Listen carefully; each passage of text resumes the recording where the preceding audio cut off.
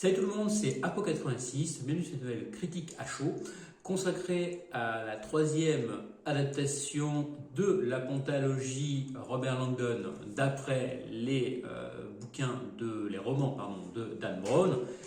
Il s'agit du Inferno, donc film sorti en 2016, toujours réalisé par Ron Howard avec au casting cette fois-ci toujours Tom Hanks dans le rôle de Robert Langdon.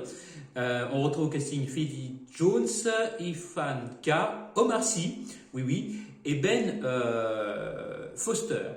Donc, il s'agit de la troisième adaptation, comme je vous dis, d'un livre de Dan Brown, de la pentalogie Robert Langdon. Alors, ce n'est pas le troisième livre, puisqu'il y en a 5, puisque Inferno est en fait, dans l'ordre de sortie des livres, le quatrième livre, puisque avant Inferno, il y a eu le symbole perdu que je vous invite à lire si vous êtes fan des aventures, on va dire, de Robert Langdon. Alors, qu'est-ce que raconte ce Inferno, cette troisième adaptation? Donc, on retrouve Robert Langdon, spécialiste en symbolique religieuse et ancienne, qui se réveille complètement amnésique dans un hôpital à Florence, poursuivi par la police. Ceci donc très vite avec le docteur Sienna Brooke, qui, il espère, pourra l'aider à retrouver la mémoire et à empêcher un homme de déclencher une maladie, une épidémie plutôt, mortelle, un homme qui, pour faire ses actes, s'associe donc aux références de l'enfer de Dante. Alors, est-ce que c'est une très bonne adaptation? Alors, je dirais que 10 ans après le Da Vinci Code, déjà, Tom Hanks n'est plus tout à fait trop crédible, je trouve, dans son rôle dans son rôle simplement de Robert Langdon. Et puis la sauce a du mal à prendre en fait. Comment dire? Voilà, Inferno déjà au niveau du scénario, je trouve que le scénario est un petit peu léger.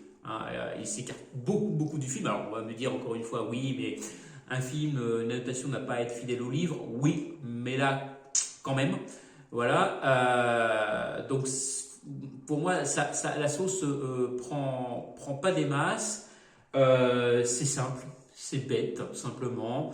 Pour moi, voilà, Ron Howard tout simplement a fait un blockbuster de ce livre. Il oublie tout ce qui est le côté énigmatique, mystérieux, conspirationniste, qui y avait dans Da Vinci Code et dans Ange et Démon. C'est un petit peu dommage, beaucoup moins de religion,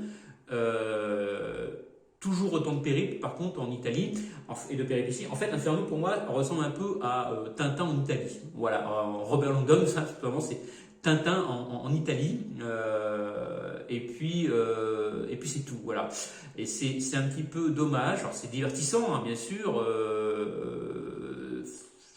C'est un blockbuster, voilà, tout simplement, mais il n'y a pas l'âme donc de ce qu'on peut attendre dans un Robert Langdon entre guillemets.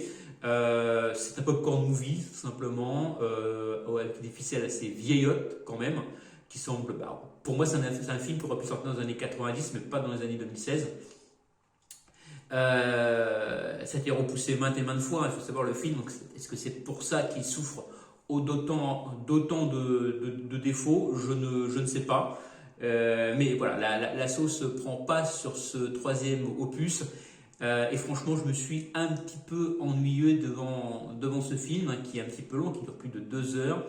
Et voilà, moi vous pouvez le regarder si vous souhaitez, si vous êtes fan de Robert Langdon. Mais voilà, moi je lui mettrais, j'aime un peu, voilà, sur Captain Watch.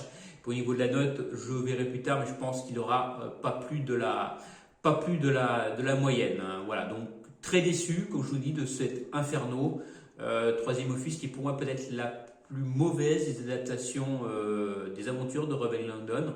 Donc c'est un petit peu dommage. Ron Howard nous avait habitués à beaucoup mieux.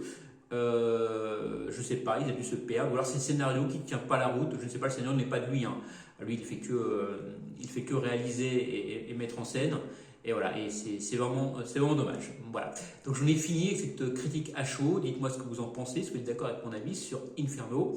Moi, je vous dis à la prochaine et surtout, gardez l'esprit critique. Salut!